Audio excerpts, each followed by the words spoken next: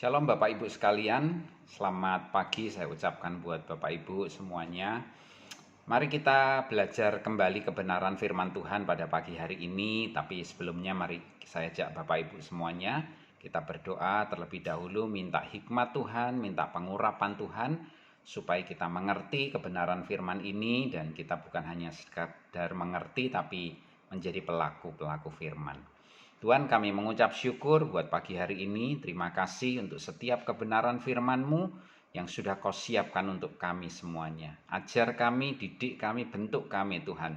Berikan hikmat-Mu, pengurapan-Mu supaya kami menangkap apa yang menjadi isi hati-Mu dan kami boleh belajar kebenaran-kebenaran-Mu yang akan memerdekakan hidup kami, menuntun langkah-langkah kami Tuhan. Terima kasih Bapak, urapan-Mu atas hamba-Mu, urapan-Mu atas kami semuanya. Kami sama-sama diberkati di dalam hadirat-Mu dan kami belajar bersama-sama menjadi pelaku-pelaku firman-Mu Tuhan. Terima kasih, segala kemuliaan hanya bagi Engkau. Dalam nama Tuhan Yesus kami berdoa, kami bersyukur. Amin. Bapak Ibu Saudara yang dikasihi Tuhan, hari ini saya akan membahas tentang beruntung. Ya, kita seringkali suka dengan kata ini, ya, tapi kita juga seringkali juga melihat orang lain itu dan merasa mereka, ada yang kita rasa mereka lebih beruntung dari kita, atau kadang kita merasa mereka kurang beruntung dari kita, atau mereka bahkan lebih sial hidupnya dari kita. Saudara, saya tergelitik untuk membawakan kebenaran firman ini karena saya melihat di waktu-waktu ini kita mendengar ada pesawat jatuh, ada bencana alam dan lain sebagainya. Nah, saudara, ketika saya mendengar berita itu, tentu kita semuanya berduka, kita sedih ya. Tetapi ada beberapa kesaksian yang saya pikir perlu kita cermati ya. Dalam arti gini, saudara, ada orang yang bersaksi, seharusnya aku kemarin itu ikut pesawat itu, tapi karena satu dan lain hal akhirnya saya batal nggak ikut pesawat itu sehingga saya selamat. Puji Tuhan saya diselamatkan. Puji Tuhan saya beruntung. Ya, kalaupun ada bencana alam misalkan harusnya saya ikut terkena bencana itu, tapi puji Tuhan, Tuhan meluputkan saya sehingga saya beruntung, saya bisa hidup sampai sekarang. Nah, saudara, ketika saya mendengar itu, ya saya ikut bersyukur juga untuk keadaan itu. Tapi kemudian saya berpikir, saudara, saya berpikirnya gini, kalau orang itu yang selamat beruntung, terus yang nggak selamat berarti sial dong. Kalau yang kita yang nggak jadi kecelakaan, nggak jadi kena bencana itu merasa kita lebih beruntung dari mereka, terus berarti mereka yang kena itu sial. Dan tentunya pemahaman seperti ini melukai orang-orang yang sedang berduka tentunya. Jadi saya berpikir kita harus lebih bijaksana lagi dalam menerima berita atau menyampaikan berita, sehingga orang yang mendengar itu juga diberkati, orang yang mendengar itu juga mendapatkan hal-hal yang baik dari setiap berita kita atau setiap ungkapan kita, saudara. Nah, saya mau ngajak saudara untuk melihat dan menyikapi hal-hal seperti ini harusnya seperti apa. Nah, saudara, kita lihat yang pertama adalah ini, saudara. Kita mesti mengerti bahwa cara berpikir di dalam perjanjian lama itu seringkali seperti ini, saudara. Orang yang kena musibah, orang yang kena masalah, itu orang yang sial, orang yang dikutuk Tuhan, orang yang dimurkai oleh Tuhan. Sementara orang yang beruntung, orang yang baik-baik hidupnya, itu adalah orang yang diberkati oleh Tuhan. Mereka orang yang aman hidupnya adalah orang yang disayang oleh Tuhan dan lain sebagainya. Saudara, mungkin tidak salah secara semuanya, tapi kita perlu mengkaji ulang ya pemikiran hal seperti itu, saudara. Karena kalau kita lihat contoh-contohnya dulu, kita lihat contohnya dulu, saudara. Contohnya Ayub. Ayub itu orang yang jujur, orang yang saleh, takut akan Tuhan, menjauhi kejahatan, orang yang luar biasa. Tapi ternyata dia juga diizinkan oleh Tuhan untuk mengalami masalah. Dan cara berpikir yang saya tadi bilang, cara berpikir perjanjian lama, itu ada pada sahabat-sahabatnya Ayub. Ya, dia bilang, kamu pasti dosa nih, kamu pasti buat kesalahan sama Tuhan, kamu pasti lakukan tindakan-tindakan yang nggak berkenan sama Tuhan sehingga kamu dihukum seperti ini. Sampai akhirnya Ayub jengkel, Ayub marah dengan perkataan sahabat-sahabatnya dan Tuhan membela Ayub, saudara. Nah, saudara, ini cara berpikir perjanjian lama, gitu ya.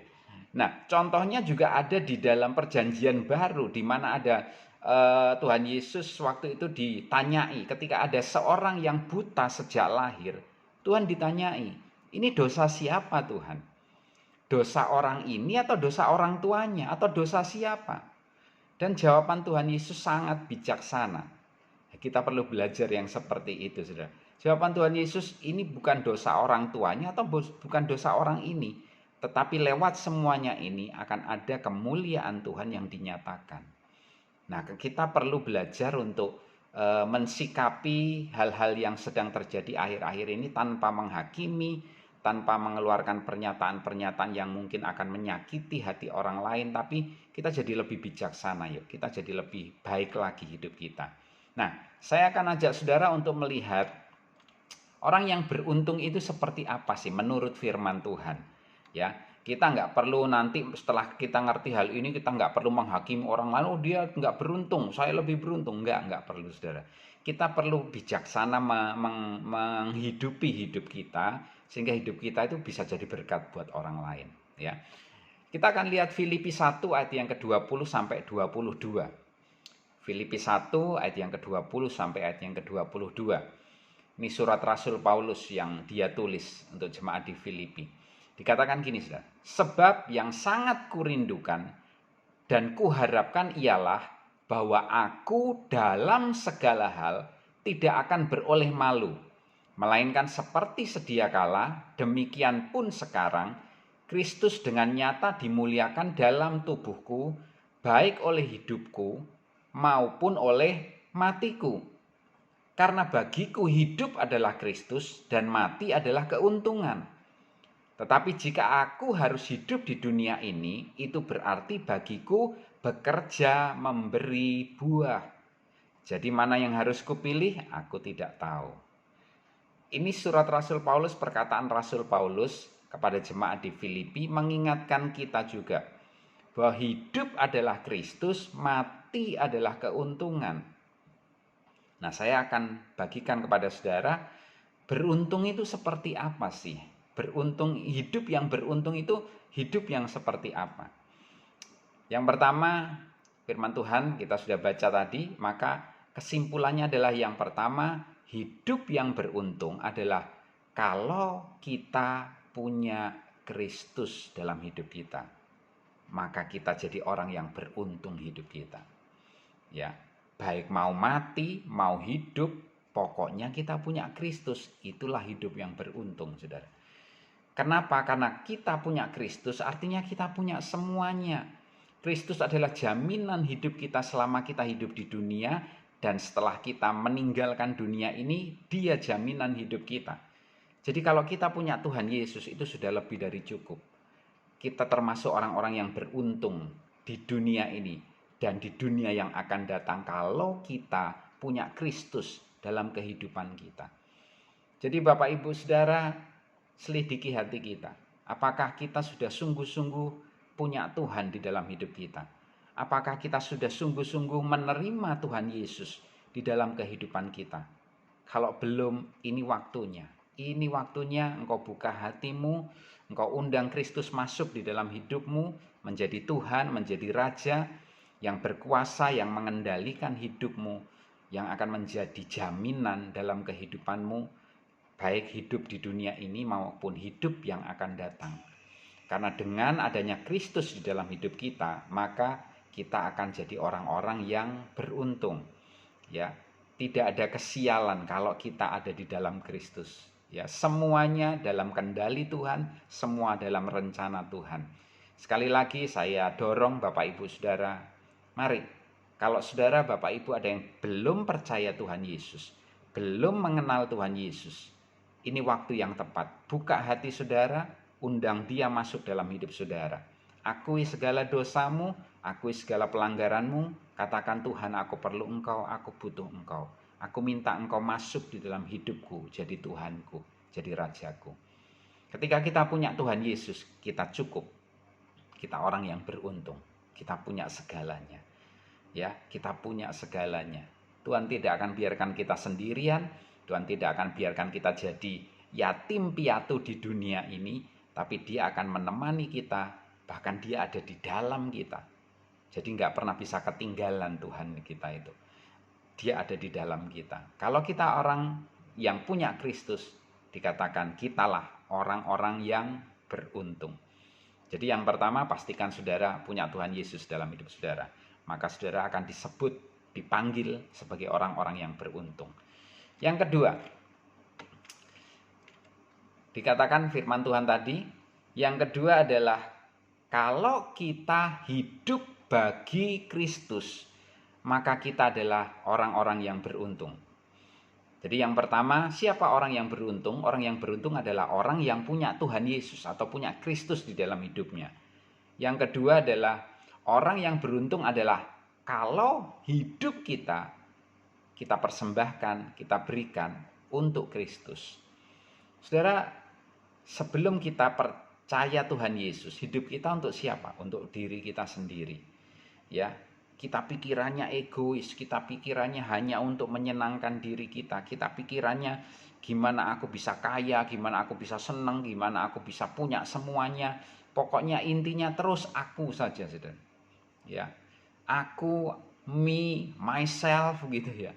Itu saja yang terus dipikirkan orang-orang. Tapi ketika kita belajar dan kemudian kita percaya Tuhan Yesus, maka kita belajar bahwa ternyata hidup kita itu bukan untuk diri kita, tapi kita hidup untuk Kristus. Rasul Paulus di ayat yang lain katakan, bagiku hidup adalah tadi kita sudah baca, bagiku hidup adalah Kristus dan mati adalah keuntungan. Artinya apa? Hidup kita itu sudah untuk Kristus saja, bukan untuk yang lain. Hidup kita bukan untuk diri kita lagi. Ya, hidupku bukannya aku lagi. Itu yang saya mau sampaikan tadi. Hidupku bukannya aku lagi, tapi Kristus yang hidup di dalamku. Jadi saudara, kalau engkau orang yang beruntung, engkau punya Kristus. Yang kedua, engkau hidup bagi Kristus. Saudara, hidup bagi Kristus itu seperti apa sih? Mungkin sederhananya gini, saudara. Hidup bagi Kristus itu adalah punya pikiran, punya perasaan seperti Kristus. Artinya gini, ketika kita mengalami masalah, ketika kita mengalami persoalan, atau kita mendapatkan berkat, atau kita mengalami sukacita, kita berpikir gini, apa yang akan Kristus lakukan? Apa yang akan Tuhan Yesus lakukan ketika Dia ada pada posisiku? Ya. Apa yang akan Tuhan Yesus lakukan kalau Dia ada pada posisiku? Tentunya kita akan tahu bagaimana pikiran dan perasaan Tuhan Yesus ketika menghadapi semuanya itu ketika kita membaca firman Tuhan, ketika kita membaca Alkitab. Jadi kita bisa tahu apa yang jadi pikirannya Tuhan, apa yang akan jadi respon Tuhan ketika ngalami masalah, ketika ngalami tekanan, ketika ngalami disudutkan, disalahkan dan lain sebagainya. Kita akan mengerti ketika kita baca firman Tuhan. Ayat-ayat firman Tuhan yang mengajarkan, yang menunjukkan respon atau sikap Tuhan Yesus ketika Dia dihakimi, ketika Dia diadili, ketika Dia dihadapkan pada keputusan-keputusan yang gak adil sekalipun. Apa reaksinya, apa responnya? Nah, itulah kita belajar. Nah, saudara, tempatkan Tuhan Yesus pada posisimu ketika engkau mengalami masalah. Dan engkau berpikir, apa yang Yesus lakukan? Apa yang akan Kristus lakukan ketika Dia ada di dalam posisiku? Misalkan saudara disakiti oleh seseorang. Ya. Hati saudara jengkel, hati saudara sakit. Nah, pikirkan kalau Kristus disakiti, apa yang akan Dia lakukan? Tentu Kristus mengajarkan ampuni. Karena apa? Dia sendiri disakiti, Dia sendiri belajar melepaskan juga mengampunan. Bahkan di atas kayu salib pun Dia berkata, Bapa ampuni mereka, karena mereka tidak tahu apa yang mereka perbuat. Saudara udah disakitin, Tuhan Yesus sudah disiksa, dianiaya, diludahin, dikata-katain dan lain sebagainya. Sudah di atas kayu salib. Ya. itu pun dia masih bisa mengampuni. Nah saudara, ketika kita tempatkan Kristus di dalam kehidupan kita, kita berpikir dan berperasaan seperti yang Kristus rasakan, maka saya percaya itulah hidup bagi Kristus. Hidup kita jadi bukannya milik kita lagi. Kita akan mikirnya gini, kalau Tuhan Yesus di posisiku, dia akan lakukan apa ya? Maka saya percaya respon Anda pasti akan sesuai dengan kebenaran firman Tuhan. Respon Anda pasti akan sesuai dengan respon Kristus ketika dia menghadapi masalah seperti yang Anda hadapi. Kita bersyukur kita punya Tuhan yang jadi manusia. Untuk itulah tujuan Tuhan Yesus jadi manusia, supaya dia merasakan kelemahan kita, dia merasakan ketakutan kita, dia merasakan kecemasan, kekhawatiran kita, dia merasakan perasaan-perasaan yang kita rasakan. Dan dia menang, dan dia menyelesaikan semuanya, dan dia merespon dengan baik. Jadi hidup kekristenan itu sebenarnya gampang. Kita cuma tinggal nyontek, tinggal nyontoh apa yang Yesus lakukan, responnya dia seperti apa, itu yang kita lakukan, itu yang kita ikuti, itu yang kita teladani. Itulah hidup bagi Kristus, sesederhana itu saudara. Tapi dalam prakteknya memang tidak sederhana. Saya pun mengalami, kadang saya jengkel, nggak bisa langsung mengampuni. Saya marah, kadang saya jengkel, saya nggak langsung terus kemudian saat itu juga bisa lepaskan pengampunan. Bahkan saya perlu beberapa waktu, beberapa hari bahkan mungkin lebih dari itu. Saya bergumul, tapi saya belajar untuk memikirkan apa yang Yesus pikirkan. Kadang waktu saya pagi-pagi olahraga, saya kepikiran masalah itu, jengkel lagi. Ya, tapi Roh Kudus ingatkan, ayo berespon dengan benar, berespon seperti Kristus. Akhirnya saya lepaskan doa, saya lepaskan pengampunan sambil saya jogging, sambil saya jalan sehat pagi-pagi. Saya mulai katakan, Tuhan aku ampuni si A, Tuhan aku ampuni si B, Tuhan aku ampuni si ini, dan lain sebagainya. Saudara, saya tahu saya pun mengalaminya, dan Kristus pun mengalaminya. Jadi ketika saudara mengalami, ketahuilah bahwa Kristus lebih dulu mengalaminya. Tetapi responnya dia, tindakannya dia, sikapnya dia bisa kita contoh, bisa kita teladani untuk kita mengambil respon yang baik, yang benar juga. Dan yang ketiga dikatakan kita jadi orang yang beruntung kalau kita bekerja dan berbuah bagi Kristus. Tadi yang pertama, kita orang yang beruntung kalau kita punya Tuhan Yesus. Yang kedua adalah kita orang yang beruntung kalau kita hidup bagi Kristus. Yang ketiga adalah kita orang yang beruntung kalau kita bekerja dan berbuah bagi Kristus. Saudara, Rasul Paulus mengajarkan bahwa hidup adalah Kristus, mati adalah keuntungan. Bagiku, kalau aku selama masih diberi kesempatan, itu artinya aku harus bekerja dan berbuah untuk kemuliaan Tuhan Yesus. Saudara yang sedang bekerja hari-hari ini, apakah pekerjaanmu adalah pekerjaan yang mempermuliakan Kristus? Ada buah-buah yang bisa dinikmati oleh orang-orang di sekitar saudara, sehingga mereka pun bisa melihat Tuhan Yesus dalam hidup saudara, dan mereka ikut mempermuliakan Tuhan yang saudara sembah kalau mereka belum kenal Tuhan. Bagaimana hidup kita? Ayo kita belajar ya, supaya hidup kita bekerja dengan sungguh, kita bekerja bagi Kristus, kita berbuah bagi Kristus, mempermuliakan Kristus di dalam seluruh aspek kehidupan kita. Saudara, orang seringkali tujuan bekerja adalah untuk kaya, untuk bisa mapan, bisa dibilang sukses, bisa apapun gitu ya. Tapi ketika kita lakukan itu, ketika kita bekerja, akibatnya kalau tujuannya kayak gitu, tujuannya adalah untuk kembali diriku, untuk kembali aku jadi egois lagi. Padahal kita diminta untuk bekerja dan berbuah bagi Kristus saja, saudara. Hanya bagi Kristus saja. Nah, saudara, tanpa Kristus, semua yang kita lakukan itu akan kosong, nggak ada artinya. Hidup kita nggak akan berarti kalau kita nggak bekerja dan nggak berbuah bagi Kristus. Jadi saudara, kalau saudara bekerja, bekerjalah sungguh-sungguh seperti untuk Tuhan. Maka semua pekerjaan saudara akan diberkati, semua pekerjaan saudara akan mempermuliakan nama Tuhan. Saudara nggak hanya bekerja ketika ada bos atau ada orang-orang yang saudara takutin, bukan. Tapi saudara bekerja dengan sungguh-sungguh ketika saudara bekerja karena saudara tahu, saya sedang bekerja untuk Kristus dan saya sedang mempermuliakan Kristus di dalam kehidupan saya. Saudara yang ibu rumah tangga, saudara bisa bekerja dan melakukan semuanya itu seperti untuk Tuhan. Sehingga ketika saudara melayani suami, melayani anak-anak, melayani keluarga saudara, saudara sedang bekerja untuk Kristus dan mempermuliakan Kristus dalam kehidupan saudara. Jadi jangan pernah berpikir bahwa ini untuk aku. Enggak, setiap apa yang saudara lakukan, semuanya itu untuk Kristus. Bahkan teman-teman, ya, anak-anak muda yang sekolah, kuliah, saudara pun sedang melakukannya untuk Kristus. Sekalipun dalam kondisi-kondisi yang enggak enak seperti ini, online dan lain sebagainya. Tapi biarlah hidup kita senantiasa mempermuliakan Kristus dalam hidup ini.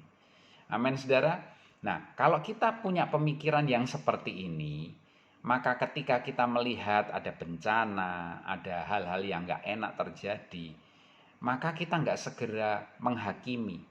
Ya, orang itu berarti enggak beruntung. Enggak, saudara. Karena orang yang beruntung itu adalah orang yang punya Kristus. Orang yang beruntung itu adalah hidupnya bagi Kristus. Orang yang bekerja untuk Kristus dan berbuah bagi Kristus itu adalah orang yang beruntung. Jadi kalaupun misalkan di dalam pesawat yang jatuh, di dalam bencana alam, di dalam keadaan, sudah bukan bagian kita untuk menghakimi ini beruntung, ini enggak beruntung. Biarlah semuanya seperti tadi di awal saya katakan, ini jadi koreksi buat kita. Ayo, ya, kita mau hidup, kita mau mati, kita mau ngapain, semuanya hanya untuk Kristus. Jadi yang penting buat kita bukan cara mati, tetapi kita punya siapa ketika kita hidup. Kita hidup untuk siapa dan bekerja untuk siapa. Itu yang jauh lebih penting untuk kita perhatikan, saudara. Nah, saudara, saya tutup dengan sebuah perumpamaan. Ada satu cerita, ada seorang anak kecil, dia bertanya kepada papanya, kepada ayahnya, "Pak, kenapa ya om ini yang baik, tante itu yang baik, kok mereka itu cepat dipanggil Tuhan, cepat mati. Sementara itu ada orang-orang yang jahat, orang-orang yang hidupnya tidak karuan kok hidupnya lebih lama." Terus si papa itu dengan bijaknya dia ngomong sama anaknya, "Nak, kalau kamu pergi ke sebuah taman bunga, terus kamu mau memetik bunga, bunga mana yang mau kamu petik? Ya tentu bunga yang indah, bunga yang udah mekar, bunga yang udah warnanya bagus, itu yang saya petik." Jawaban itu kemudian dikembalikan oleh ayahnya. Begitu juga dengan Tuhan. Tuhan itu memetik orang-orang yang baik, orang-orang yang hidupnya menyenangkan, hidupnya jadi berkat, diambil lebih dulu seringkali.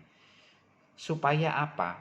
Supaya yang tidak baik, yang belum baik, diberi kesempatan untuk dia bertobat, dia berubah, dia jadi lebih baik, dia membenahi hidupnya.